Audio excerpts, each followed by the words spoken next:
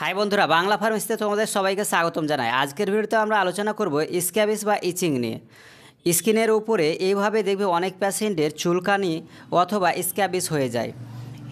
এটা কেন হয় এবং এটাকে ঠিক করার জন্য কোন কোন মেডিসিনগুলো ব্যবহার করা যায় বা একজন পেশেন্টকে দেওয়া যায় তা বিস্তারিত আলোচনা করব এই ভিডিওতে। তো ভিডিওটি স্কিপ না করে সম্পূর্ণ দেখতে থাকো।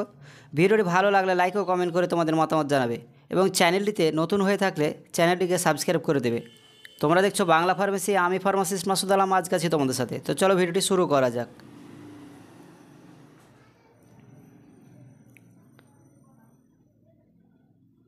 তো আমরা দেখে নেব কজেস অফ স্ক্যাবিস অর ইচিং। এই স্ক্যাবিস, স্কিনের উপর যে স্ক্যাবিসগুলো হয় এটা কেন হয় তার কিছু কারণ রয়েছে। এক নম্বর কারণ, সার্কপস স্ক্যাবিমাইটিস বলে একটি জীবাণু থাকে যার দ্বারা এটি ছড়ায়। এছাড়াও যদি কোনো অ্যাফেক্টেড ব্যক্তি অন্য কোনো ব্যক্তির সাথে হাত মিলায় অথবা গলাগলি করে তবে সেক্ষেত্রে হতে পারে, অথবা অ্যাফেক্টেড পারসন যদি অন্য কোনো ব্যক্তিকে তার কাপড় চোপড় শেয়ার করে অথবা বেড শেয়ার করে অথবা টাওয়েল, এ সমস্ত ব্যবহার করা জিনিস যদি অন্য কোনো ব্যক্তি তার ইউজ করে তবে সেক্ষেত্রে হতে পারে।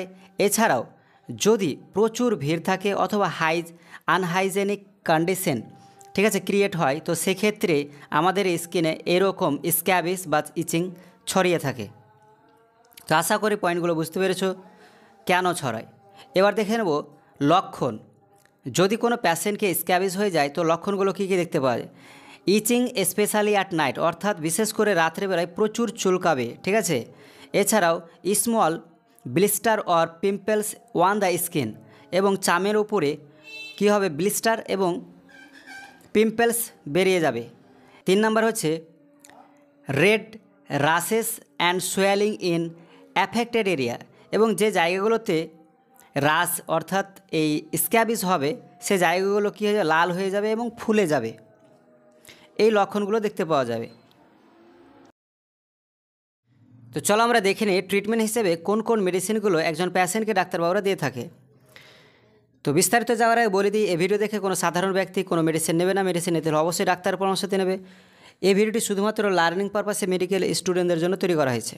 তো ট্রিটমেন্ট হিসেবে যেটা দেওয়া হয় সেটা হচ্ছে ক্রিম, ঠিক আছে, যেটা অ্যাফেক্টেড এরিয়ায় একজন পেশেন্টকে লাগাতে বলা হয়।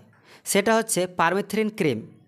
পারমেথ্রিন মার্কেটে তোমরা ইলিমাইট নামে পেয়ে যাবে, ঠিক আছে, ইলিমাইট ক্রিম ফর্মে পেয়ে যাবে। সেটা হচ্ছে 5% পারমেথ্রিন ক্রিম, যেটা রাত্রের বেলায় সেই অ্যাফেক্টেড এরিয়াতে লাগাতে বলা হয়। পারমেথ্রিন ক্রিমটি হচ্ছে first line treatment for scabies.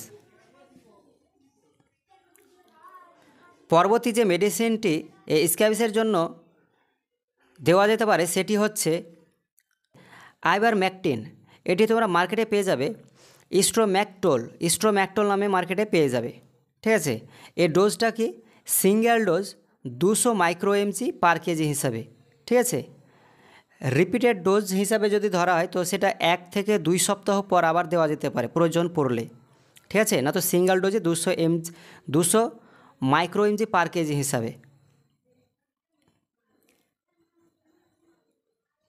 এছাড়াও আরেকটি যেটি ক্রিম দেওয়া যেতে পারে সেটি হচ্ছে ক্রোটামাইটন ক্রিম। ক্রোটামাইটন ক্রিম তোমরা মার্কেটে পেয়ে যাবে ক্রোটোর্যাক্স ও ক্রোটোম্যাক নামে পেয়ে যাবে, ঠিক আছে। অ্যাবট কোম্পানি তৈরি করে থাকে ক্রোটোর্যাক্স, এছাড়াও ক্রোটোম্যাক নামে পেয়ে যাবে মার্কেটে। এর ডোজটা কী হবে, এর ডোজটা হবে যে অ্যাফেক্টেড এরিয়ায় অর্থাৎ যে জায়গাগুলোতে এই স্ক্যাবোমা দেখা যাচ্ছে সেই জায়গাগুলোতে দিনে 2 বার থেকে 3 বার পর্যন্ত লাগাতে হবে।